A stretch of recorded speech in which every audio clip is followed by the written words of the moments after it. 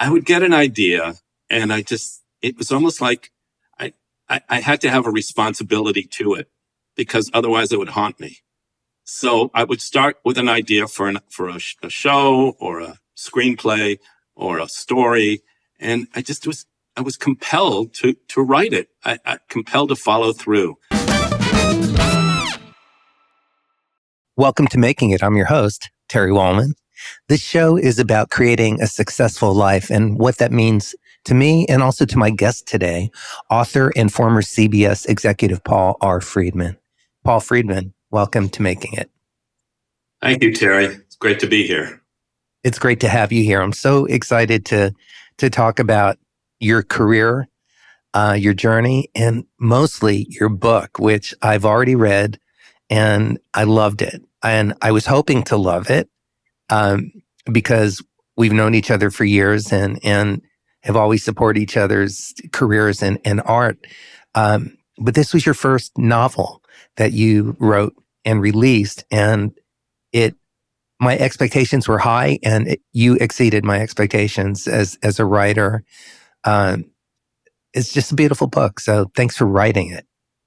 Thank you so much, Terry. It was a pleasure, and it was an interesting journey coming up with this character and finding him, finding his world, and trying to adapt some of the things I've been through in my life to his world. Can I start with a quote of yours? I'm asking permission. I'm going to tell you. I'm going to start. I'm going to begin our conversation with a personal quote of yours, just because I think it really kind of sums this up. The saga of Danny Green is the kind of real life story you can't make up, but I did. These are your words. Can you elaborate on that, please? Well, I tried to make this authentic, as authentic as possible. I set out to write about an American folk hero, and this guy kind of came to me, and I thought, here's a fellow from humble beginnings who was born on the wrong side of the tracks, but fortunately to the right family. His mother is a grade school teacher. His father is a journeyman. He has intellectual pursuits, and he repairs lawnmowers out of the family garage. But he goes to the library. He checks out historical novels. He checks out books, autobiographies and biographies, and he reads them at home. He inculcates the kids with this thirst for knowledge. Danny also has tremendous physical gifts. He's very athletic. So I just thought the interesting melding of those two things, a physically gifted guy who really also has intellect, and in his life, because of his physical gifts, he gets certain places, and he also, as a result, uses his mind to propel him forward. You said that he had the great fortune of being born into the right family. And I think that's a really profound part of the story as well. And I'm wondering if there's some part of you that feels that you were born into the right family. Well, I was very fortunate, I think, when I was born and into the family I was born. But I also had to make a lot of things happen for myself. Yeah. Unfortunately, my dad died when I was very young, and my mother had 3 kids. She raised us all very well. She took us traveling. She exposed us to art and to culture. But at the same time, I felt a kind of isolation and a sense of difference from others. And as a result, I had to make my way myself. So I credit her with exposing us to the things she did. At the same time, I was always up in the process of searching and finding things that would stimulate me and would gratify me.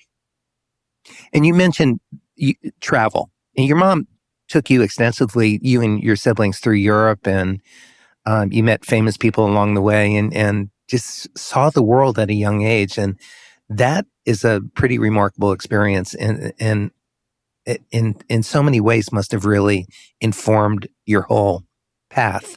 Not just, that combined with the tenacity that you were born with, of just knowing that you wanted to do things. You felt that you needed to do, or you were inspired or you've always, I think, as long as I've known you, you have, but it sounds like even as a young child, you had a hunger to accomplish and just to be great at whatever you do. Yeah, later in life, someone described it as an overcompensatory neurotic drive. I And might I, have I that. find that kind of funny. I don't necessarily think of myself as neurotic, but overcompensating for things, yes. And things didn't always come easily to me, but I was determined somehow, some way, to make a go of it, to be successful, to try and be ambitious and follow through with my ambitions. And that led me through my life. In the business, I was told years ago that it's a business of who you know and timing. But you also have to be prepared. You have to have your talents sort of honed, your skill set honed, and then be prepared when that door opens. Even if you've knocked on 1,000 doors, be prepared to take full advantage of it. And for some reason, I took that to heart. I believed it, and I wouldn't let that notion shake from my existence. And there were obviously setbacks in my life, setbacks in my career, and things didn't come easily. I pounded on 1,000 doors, and when a few opened up, I was able to take advantage of it. Well, let's talk about all of the things that prepared you. We were already talking about having a solid mom, somebody who loved you and did everything that she was capable of for you and your brother and sister to make a good life for yourselves and to have a good life. But let's talk about college for a moment and then starting your career in news, which is really what prepared you for your career as the creative director for CBS, which is major. I mean, I know you know that, but it was your job. You know the path that it took to get there and everything you did to earn it. But you were a major executive at a major network for a long, long time. So let's talk about what prepared you for that.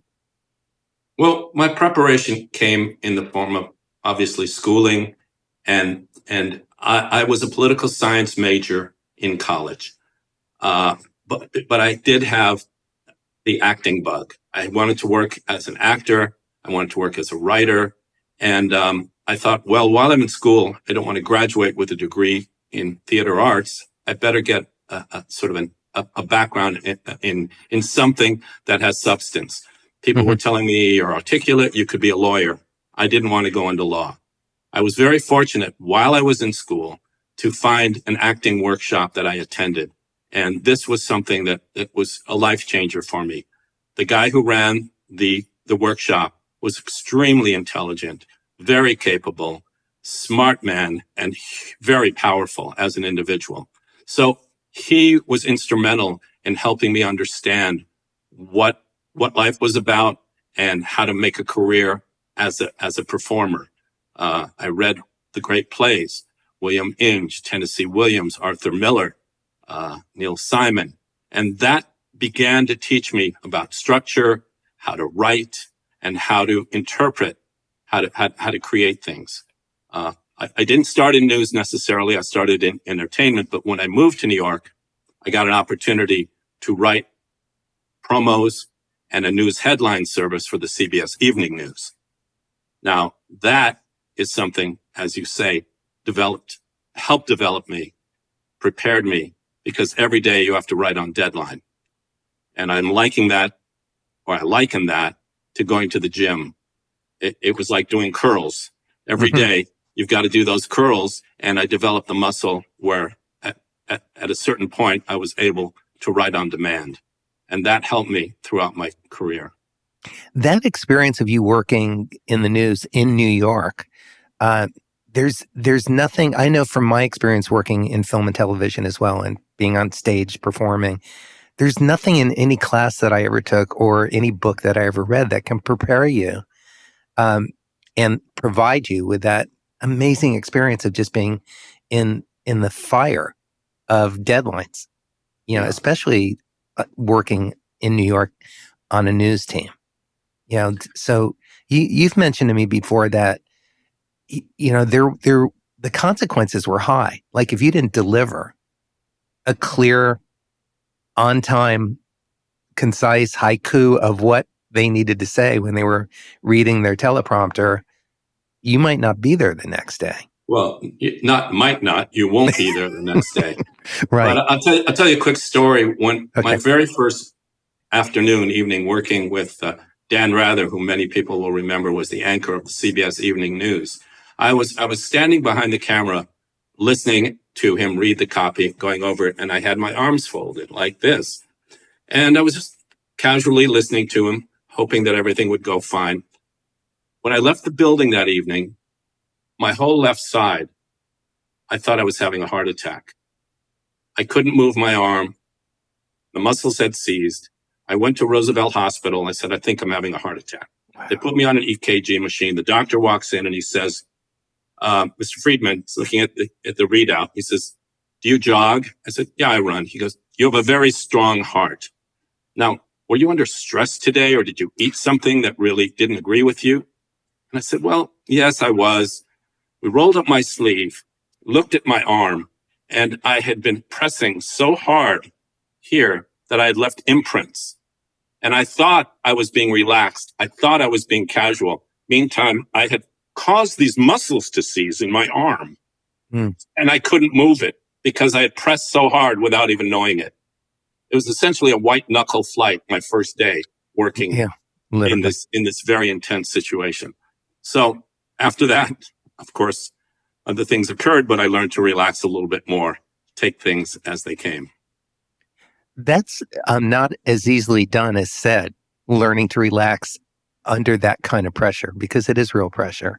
I imagine exercising, going to the gym helped relieve stress. Were you meditating? Were you in therapy? Are you just like so capable of figuring things out that you just made it your goal to figure out how to relax, which is something I've done in stressful situations related to television?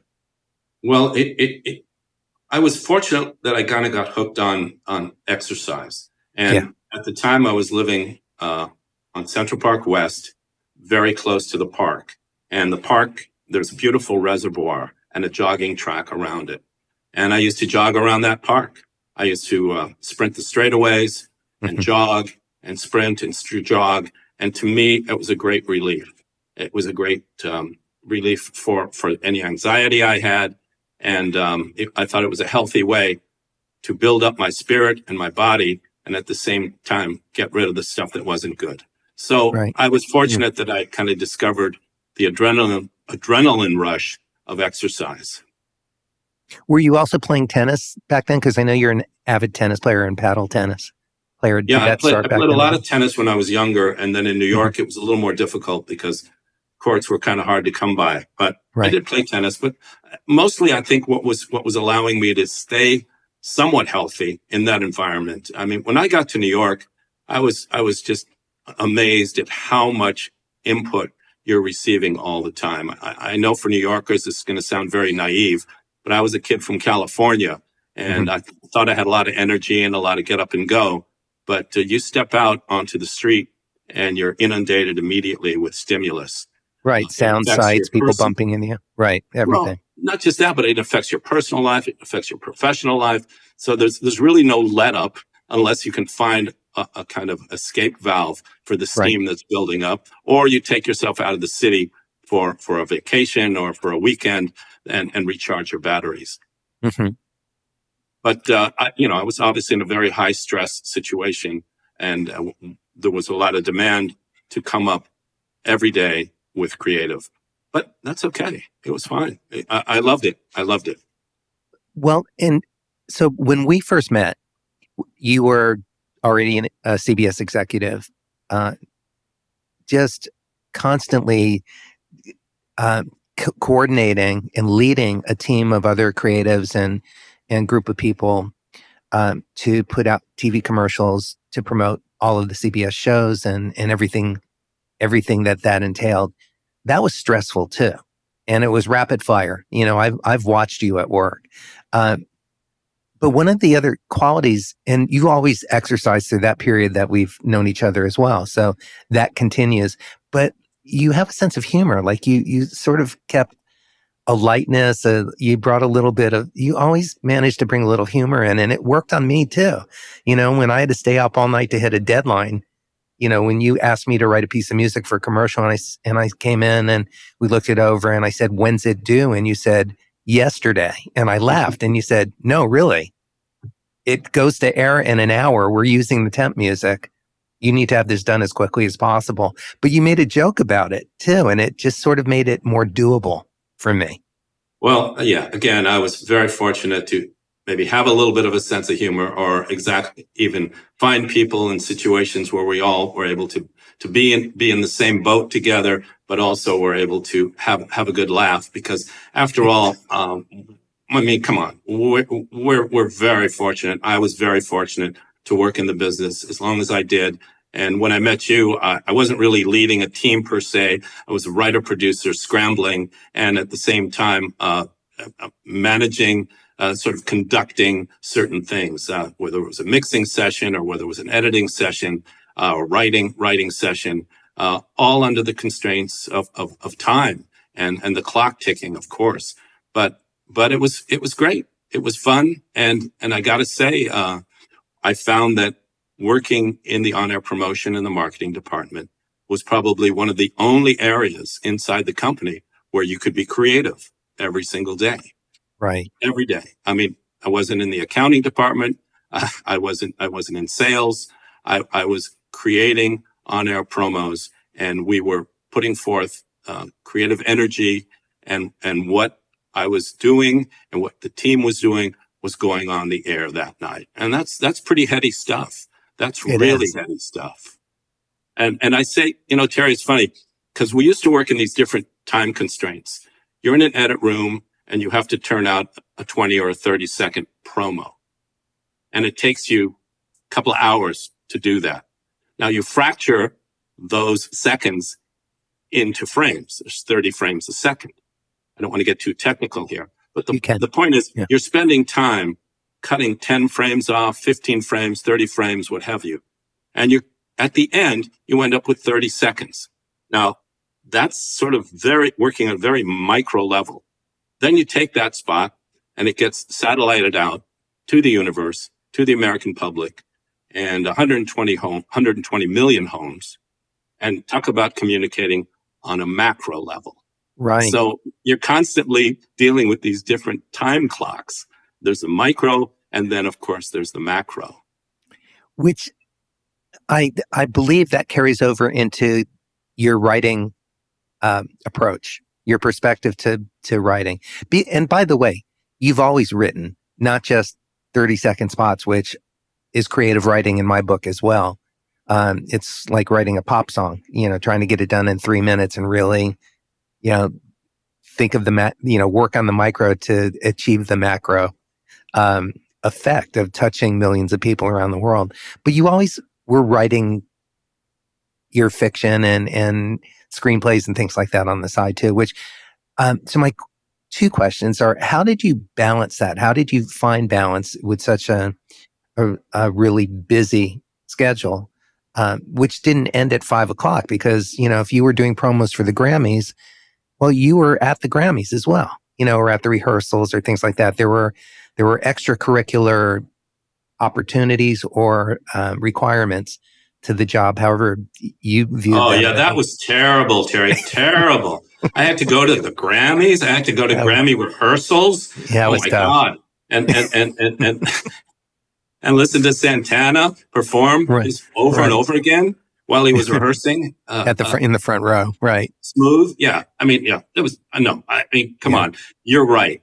Those were responsibilities, but ones I thoroughly embraced. But As far as working on other projects, extracurricular projects, I would get an idea and it was almost like I had to have a responsibility to it because otherwise it would haunt me.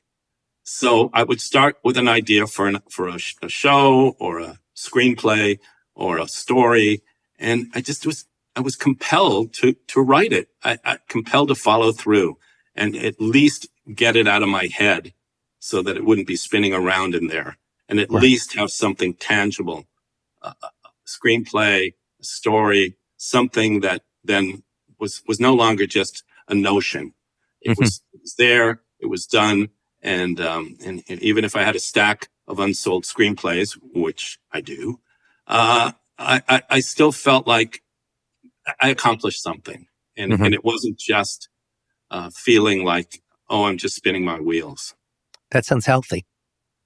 A Well, good way to, healthy or or compulsive.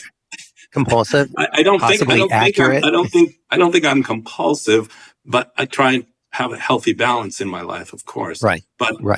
but at the same time, when I do get an idea, I want to kind of see where it goes, because as you know, Terry, when you're writing a song, you start out with some notes, you start out maybe with some lyrics. You don't know where it's going to take you, and the discovery, the surprise of the creative process is something that it's really addictive. It really addictive. It is. Right. And Just going down. It's a treasure hunt to find what reveals it, where the magic is, or what yeah, reveals itself to you in a song, in a novel, in a 30-second commercial, or within 5 frames of a 30-second commercial. yeah. And where does that come from?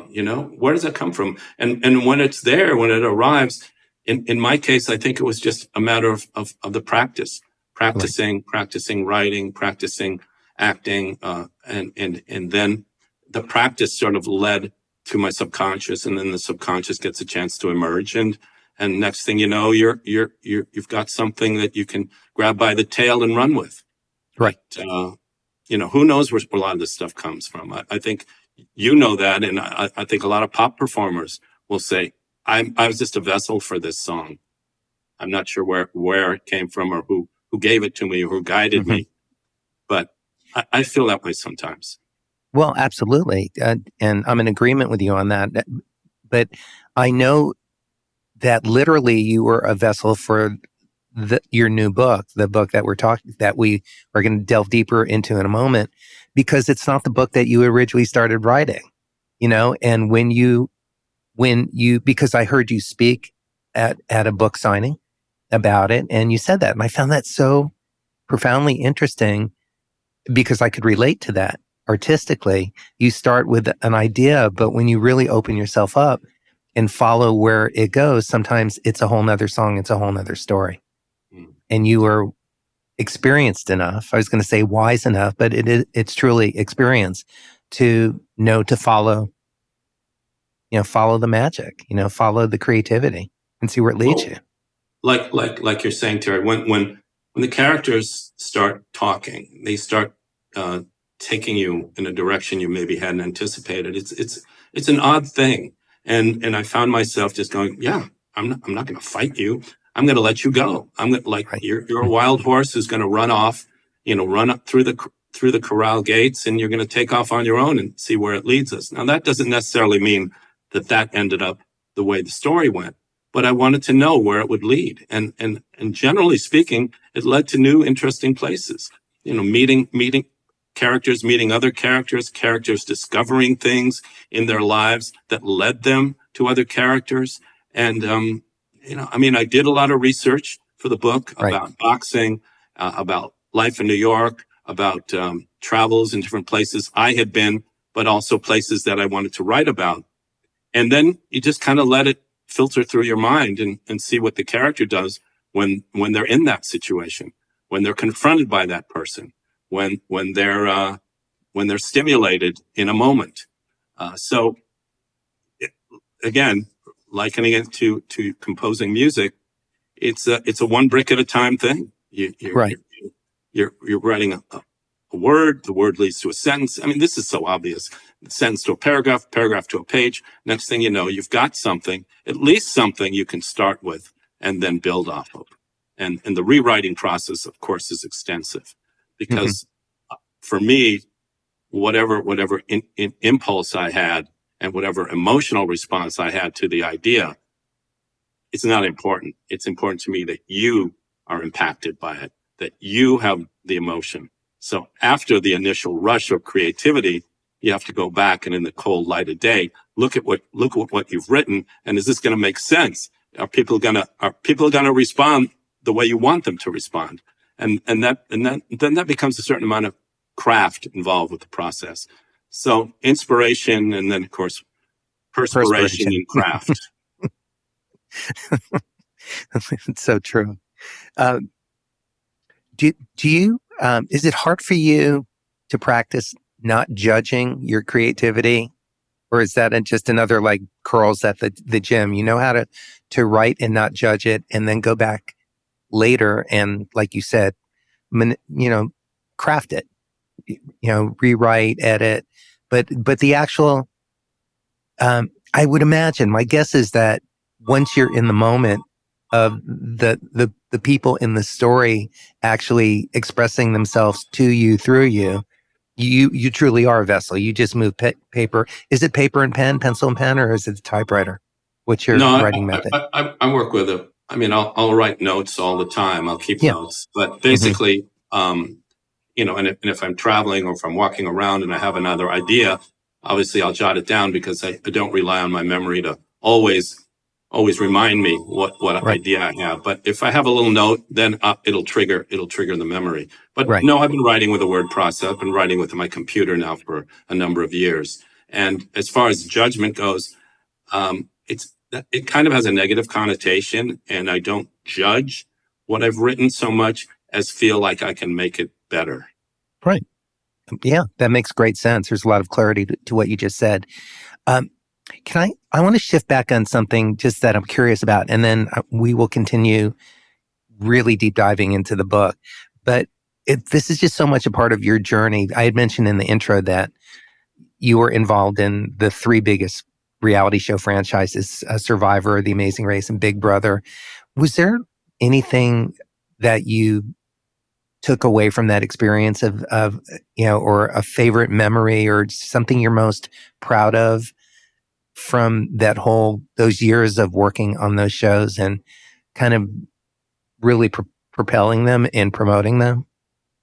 Well, we got to go back now, 20 years to Yeah. when Survivor first came on the scene. And I honestly will never forget the guy I worked for, great guy. He's no longer with us, Ron Scalera, smart guy, very, very capable, very strong.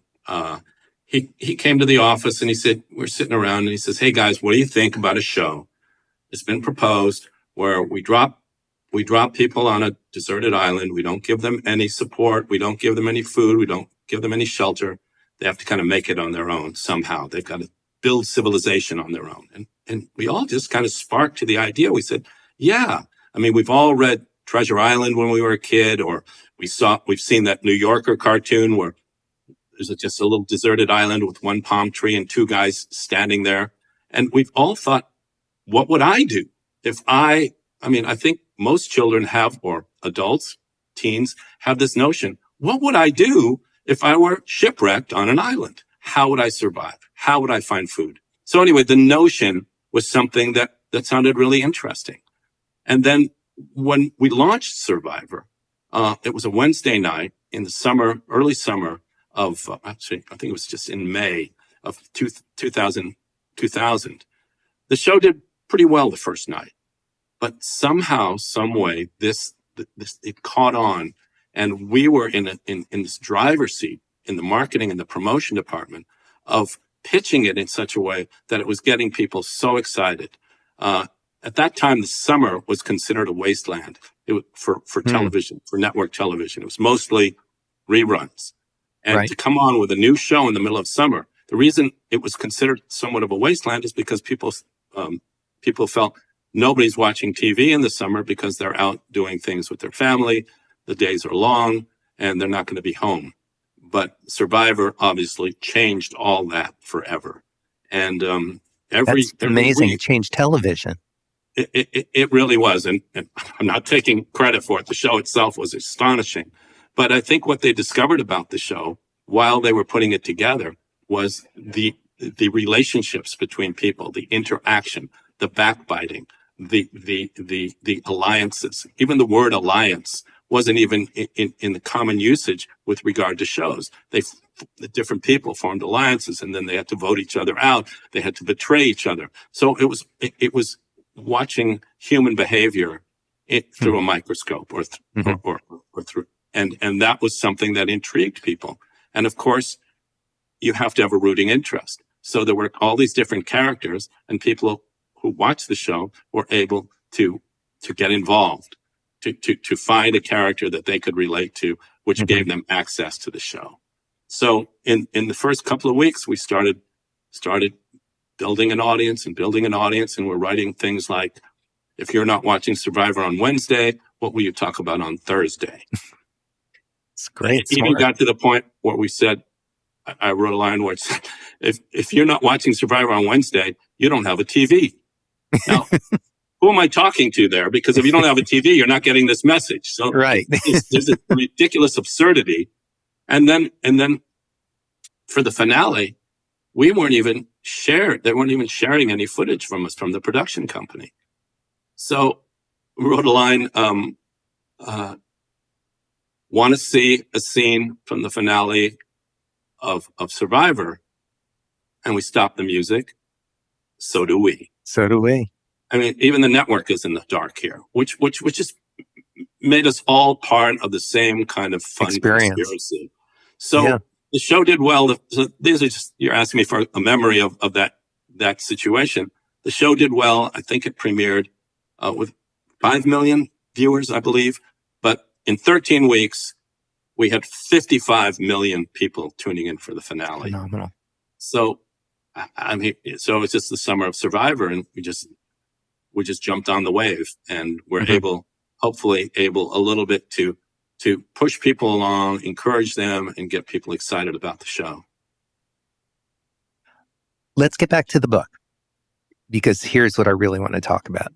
The Unexpected Danny Green, a new novel by noted entertainment industry executive Paul R. Friedman, which chronicles the life and career of a young Black man born in the 1950s whose sense of purpose, thirst for knowledge, deep-seated sense of morality, and hard-earned physical prowess take him from Mississippi to Manhattan and finally to Hollywood.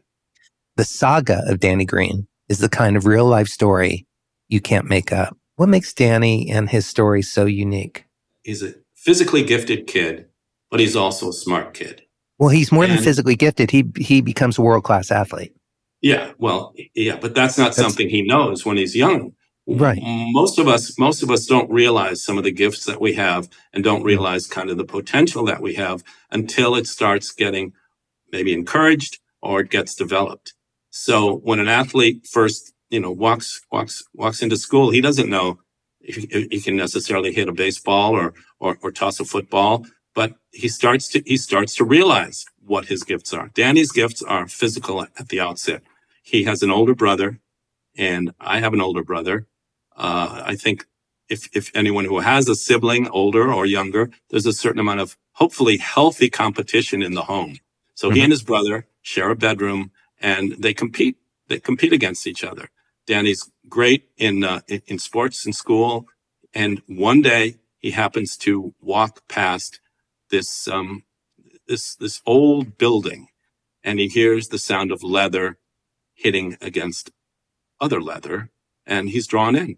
And there it is, a very, very fundamental gym where older men are boxing and working out. And we're not talking about the kind of gym that we have now with chromium weights and that sort of thing. It's basically a rope ring.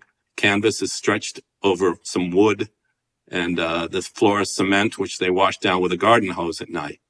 So when I was reading the description, excuse me for interrupting, but in the book, it was so visceral. I could actually hear and smell the gym. It was so vivid. Everything that you're talking about. Well, he gets in there, and the guy who runs the gym is a coach and a manager and a trainer, and he gives Danny an opportunity, puts him in the ring, and next thing you know, he's starting to. He realizes that he's got a lethal left hand, and he develops that, and he's hitting and beating men who are older than him. And when new people come into the gym, they put him in the ring with Danny, and he oftentimes teaches them a lesson. So this is something that he learns and senses. Then he gets an opportunity to go to the Olympic Games in 1976. And I wanted to put him in the Olympic Games, but then as I researched it more and more, I realized, wait a minute, that Olympic game had the largest and most talented collection of Olympic boxers probably ever. It's considered the best team ever. So it's how am I going to legitimately make Danny be part of that team? Well, in the book, you realize it's not he doesn't get a chance necessarily to fight the way he thought he would, because that team had people in it, 5 gold medals they won. Sugar Ray Leonard emerged from that, and a number of others, the Spinks brothers, Michael Spinks and Leon Spinks. So it's a lesson for him. He gets to go to the Olympics. He gets to see what it's like to move and leave Mississippi and see a bit of the world. But what happens to him there is something that I think is kind of interesting. I really enjoyed now listening, but also in reading, how you, probably like any good fiction book, you're weaving certain aspects of true life, reality. You know, you're mentioning world-renowned boxers at a very specific year and when they were in the Olympics, and you're weaving fiction into that as well, which I think kind of is a really cool writing tool as well, because it plugs into the reader's memory, of, even if it's a vague recollection of those years of the Olympics and reading stories in the news. And so it feels very like you already are familiar, or it feels familiar. More important, it feels true. It feels like it's the truth. Well, I wanted to anchor the story in reality, and in the reality that I experienced, in the reality that I knew about in New York, and in Hollywood, and in some of my travels. I mean, he ventures to Italy at one point, and I've traveled through Italy. So I thought, well, it'd be interesting to see what he's like in that environment. When he's in New York and he goes and he is able to box at Madison Square Garden. I've been to Madison Square Garden. I've seen boxing matches there. So I have a little bit of sense of what it was like. And then I just thought, he's living in Manhattan on the Upper West Side. It was a time in the 70s and the 80s where the city was going through tremendous transition. Gentrification was the word that was on everyone's lips. Do we develop the town? Do we develop it more, or do we let it slumber? So in the midst of all this kid from Mississippi gets thrown into Manhattan, and how he deals with the people, how he deals with the situation, how he finds love, and he finds a manager who is supportive of him. And then, of course, there's some people who are nefarious, who would like to take credit for his success and control him. So he has to deal with that as well. You described the book, I believe I might have seen this in either a review of the book or perhaps on one of your websites that associated with the book. But I'll read this, and then I want to read a quote of yours.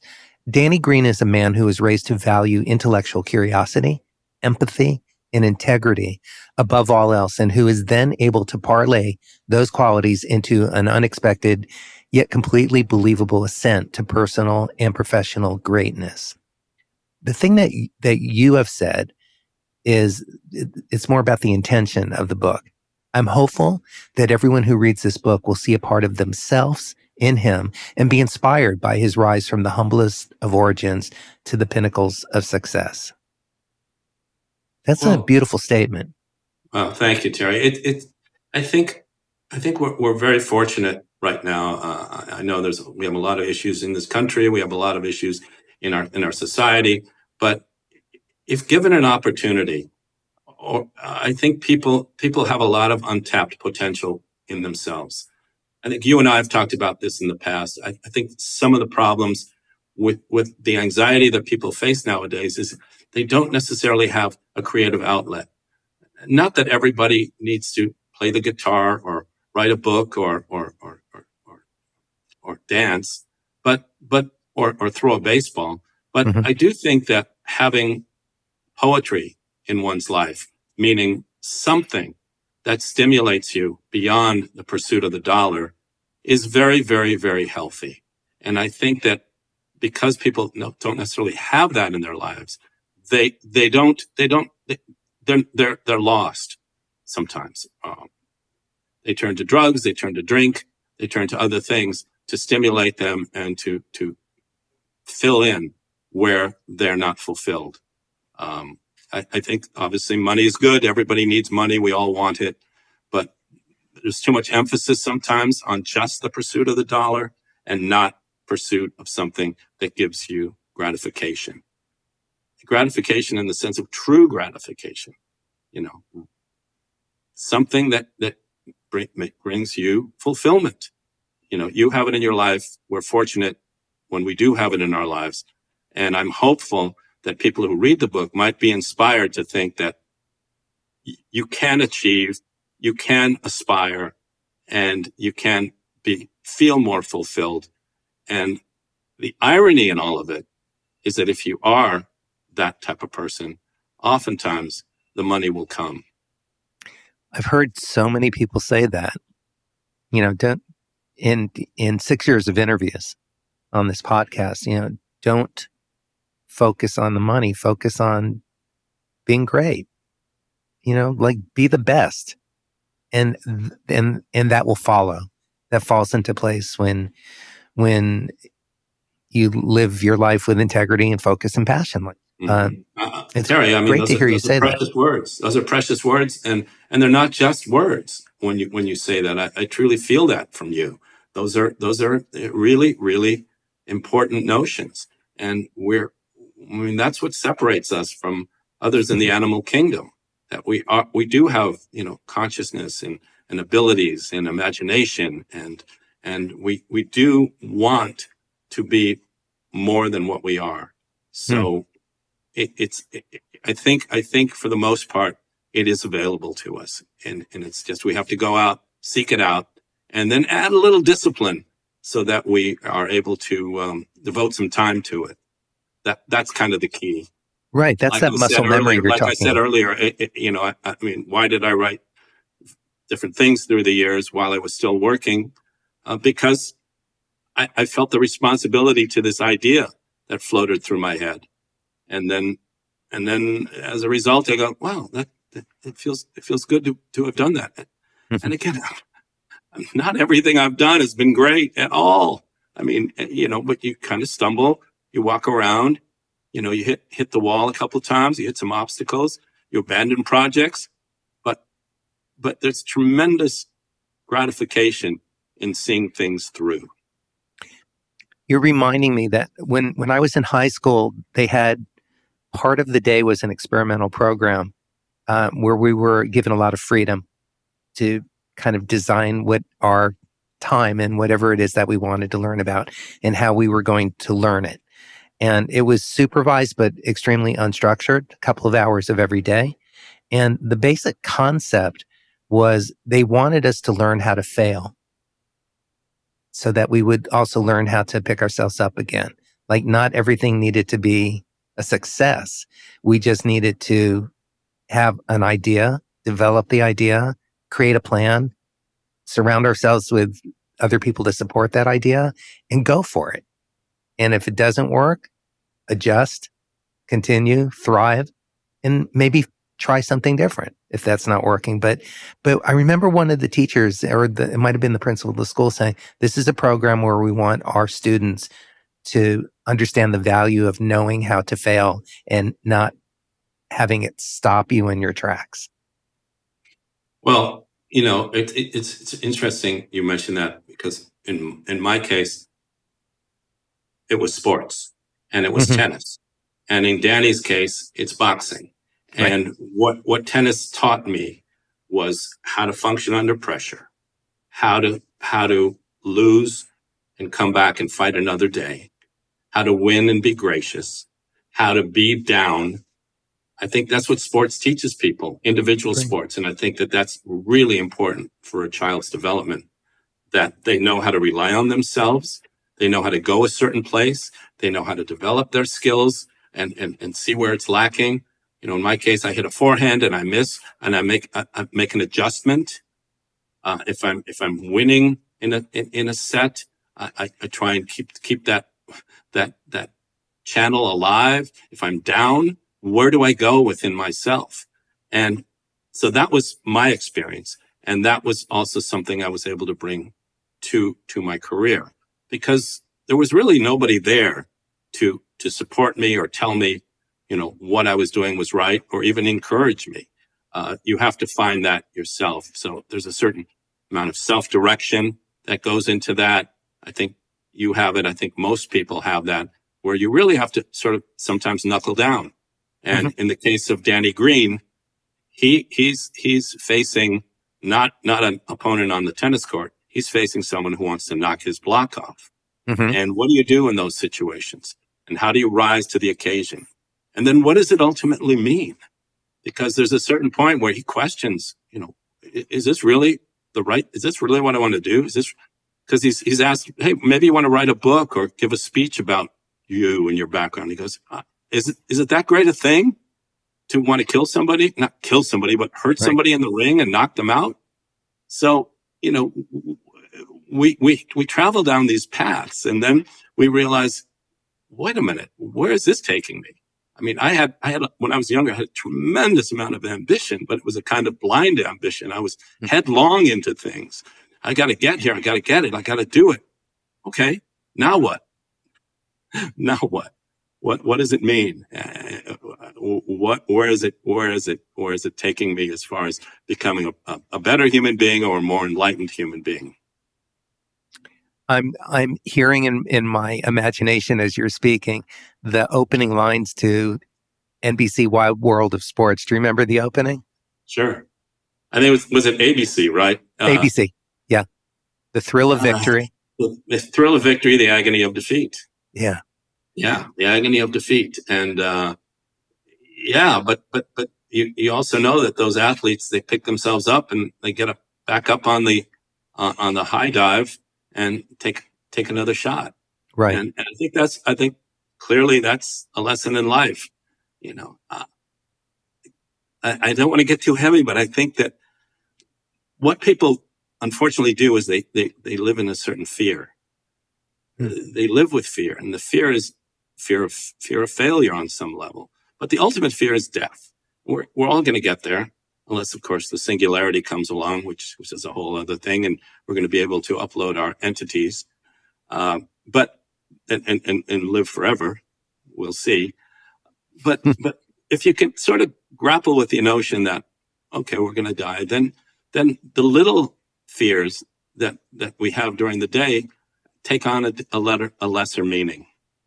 Right.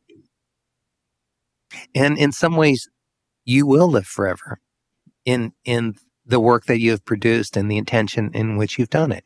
This novel, all of the amazing television stories that you've been a part of, from those writing. Those things have drifted out into the firmament. They're on their way. Those telephonic messages are on their way to Saturn or some other place in the universe. Exactly. And somebody's going to pick them up someplace and go, what was that all about? Who are these creatures thinking on Earth, and why are they transmitting these ridiculous promos for a show or for a comedy? I don't know. Right. Yeah. I want to ask you about inspiration and where you find your inspiration and what inspires you in art, and also what inspires you in life. As I said earlier, I think we're very fortunate to be here when we are. I mean, people always talk about other creatures on this planet and how valuable and important they are, and they certainly are. But how can we be the only ones out of the billions and billions of organisms that exist on our planet to be ones that can do what we do? I mean, we're not the strongest. We're not the fastest. We're certainly not as big as an elephant. And yet somehow we've managed to create things in our environment, not always positively, but if you look around, it's really amazing what, as human beings with consciousness, we've been able to do. So I try and be aware of that, remind myself of that, and just feel that it's a very, very precious thing we have, this life. What's your take I agree with you. And with everything that's going on in the world right now, there seems to be more chaos than usual. Certainly not the first time in the history of mankind. It's part of the arc of the story of people being alive and wanting different things or having different point of views. But um, what's your perspective on just what's going on, not just nationally but internationally right now Well, a couple in the of things. world? I think a lot of it is diversionary. It's to divert us from what's important, and what's important is human contact, appreciation of others, sharing, leading a life that is somewhat selfish, as you've said, insofar as developing yourself, but selfless insofar as the generosity you want to have. So I think a lot of what we get in this news cycle are things that are just supposed to sort of bounce us around like a ping pong ball, emotionally, charge us emotionally, and divert us from what's important. I think this is obviously the first time when we have phones and the internet where there's instantaneous communication, instantaneous. So, and the communication that we get, we have to ferret through it. We have to figure out what is valuable and what isn't, and that's a challenge sometimes. So I think a lot of it comes from what's your source, where's the news coming from, what do you believe, and what the facts are. Sometimes they're hard to find, but it's important for us to. Yeah, they're extremely hard to find, even in voting. Yeah, it's Not important. just well, I mean, it's important to be stable and not feel the need to constantly be bouncing back and forth with these crazy opinions that are out there. yeah, agreed, absolutely. Before we get to closing questions and final thoughts, I want to encourage everybody to go check this book out. And Paul, you've got a website that is going to be launching soon or relaunching. Yeah, the website is under construction. The book is called The Unexpected Danny Green, and it's available on Amazon right now. And very fortunately, we're getting some great reviews, 5 stars from all the people who've already bought it and enjoyed it, and I'm encouraged by that. As it's one thing to write something and be sort of alone with your thoughts, and then to put it out there and have people respond, like Terry is responding very, very kindly. It's great. It's great, and it's rewarding, and it's encouraging. Can you hold it up again so everybody can see the cover who's watching?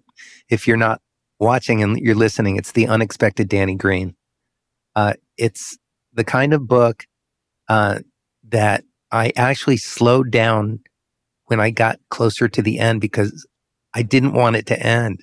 I mean, I was enjoying reading it enough that I literally slowed my reading down so that the experience wasn't over, which, happens, with a great Stephen King book occasionally or, anything well written. But Thank you. Yeah, it really did that. I don't want people to think it's just about boxing. It's not just a boxing book. And that's why I say here on the cover, from Mississippi to Manhattan, Harlem to Hollywood, boxing was just the beginning. So right.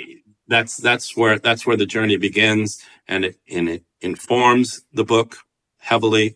There are some very clear and concise and sometimes brutal boxing matches in the book, and they're all based on true boxing matches I've either seen or researched.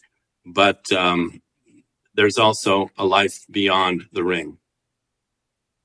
Yeah, there is, and here's somebody who, a fictional character, but somebody still who had an extremely large life, but really had the understanding from having grown up in a family with values.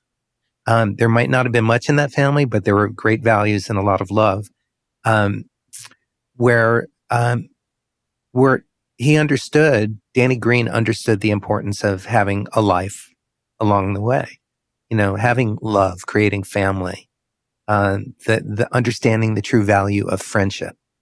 You know, I hope that's true, and I think maybe, like you say, I hope that maybe it can inspire people to achieve themselves and seek out someone who can help them, with pursuing their destiny and fulfilling their potential. I think we have a lot of unlocked potential in us, and we don't even realize it until we start to sort of scratch below the surface. I mean, like we both say, you don't know until you sit down and strum your guitar and decide to write a song. You don't know what it's going to be about, right? And then before you know it, something is there, and that something leads to something else. Right. So that's I think that's the glory of our life's existence, and for whatever reason we're on this planet to have some fun. And enjoy absolutely. It. By the way, you used the word potential, which is a beautiful word. And it reminded me that the name of this experimental program in high school where we were encouraged to fail was called Potential Unlimited. I'd forgotten that until just now. Potential Unlimited. Yeah, it was great.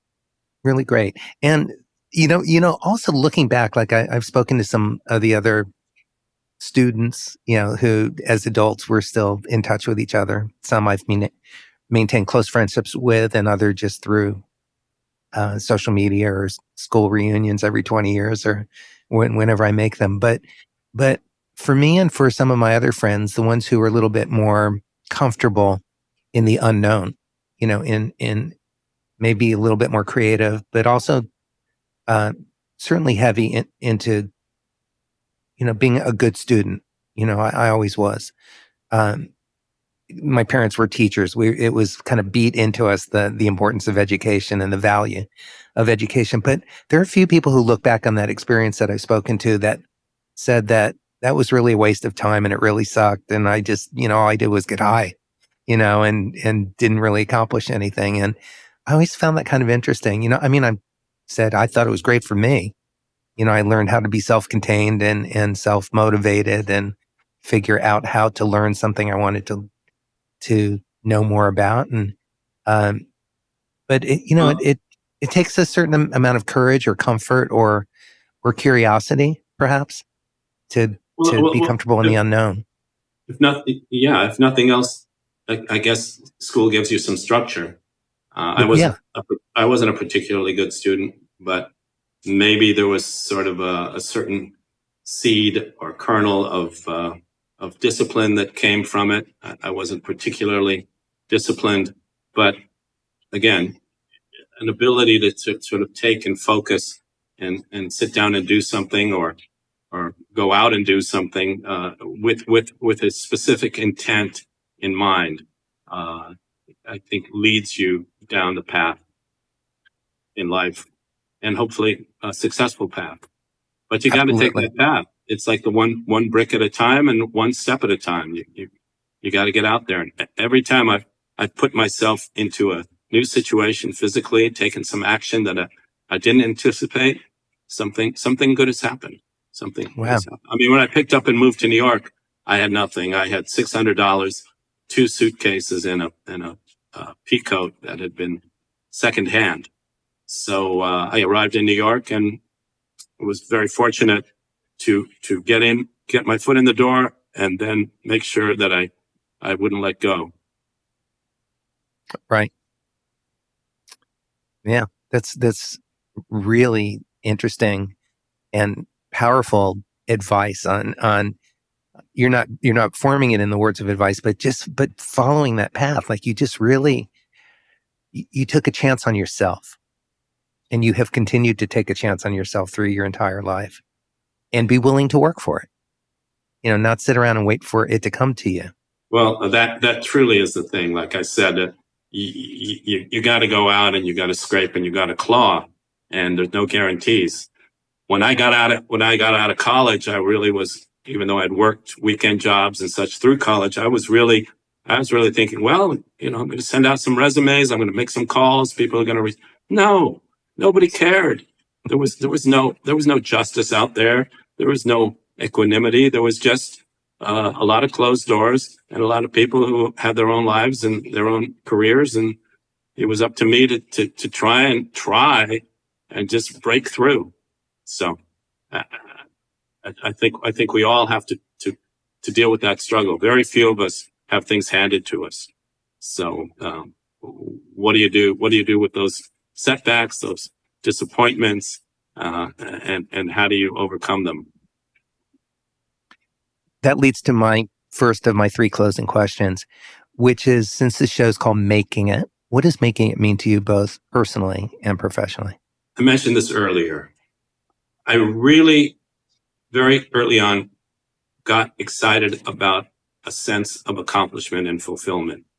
And that sort of triggered a lot in me. So making it for me is a joyful satisfaction at accomplishing something that I set out to accomplish.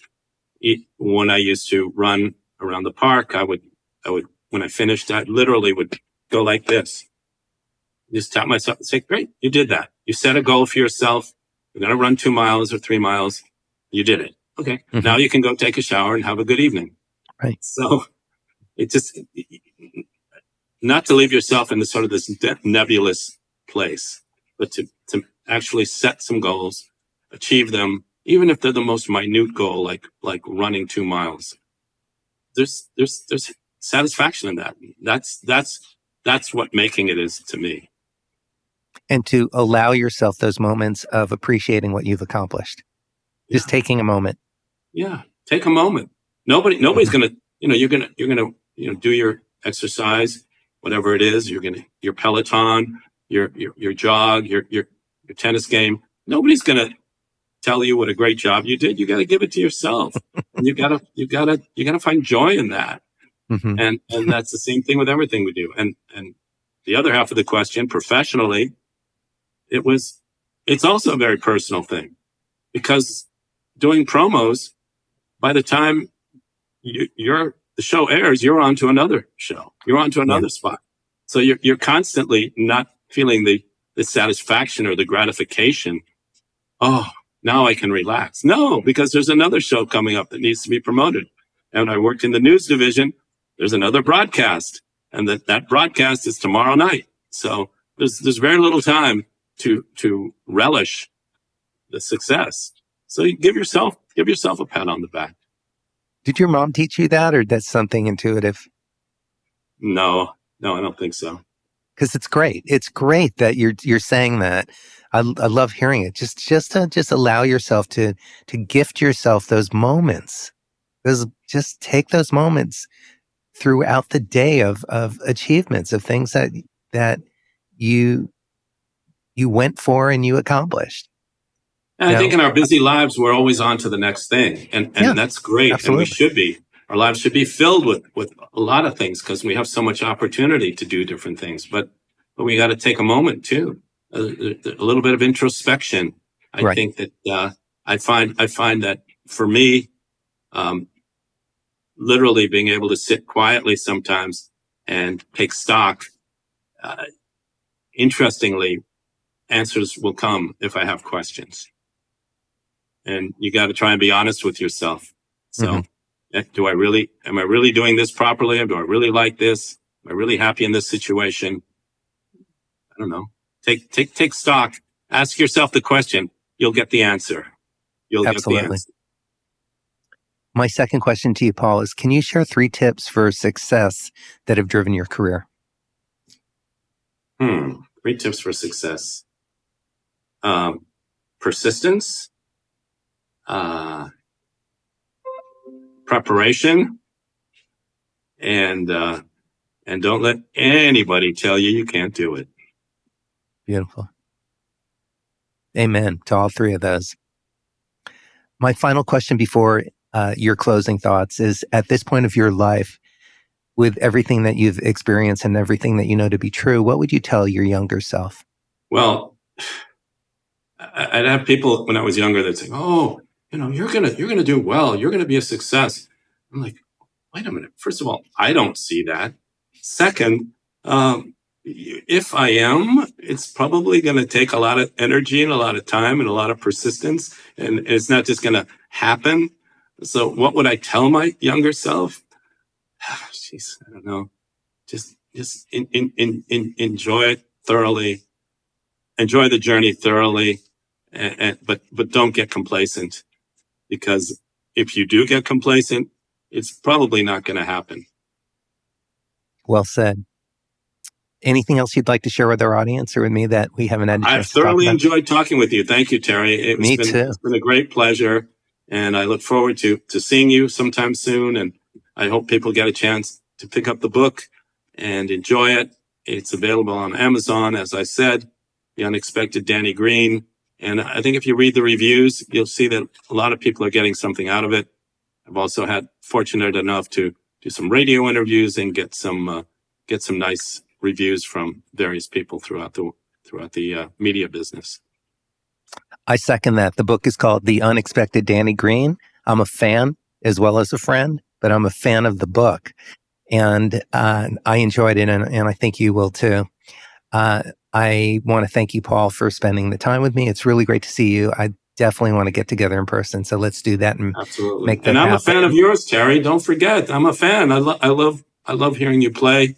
Thank and you. I know that you're extraordinarily talented. Oh my God, your guitar skills are second to none, and your producing skills are comparable to that.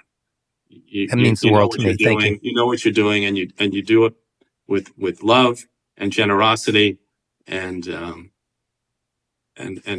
extraordinary talent. Thank you, Terry. Thank you for that. I really appreciate it. And on behalf of Paul and I, we all appreciate you spending your time with us. Thank you so much. Stay safe, everybody. Vote if you haven't already, and vote again every time you have an opportunity to. And stay inspired. And we'll see you all next week.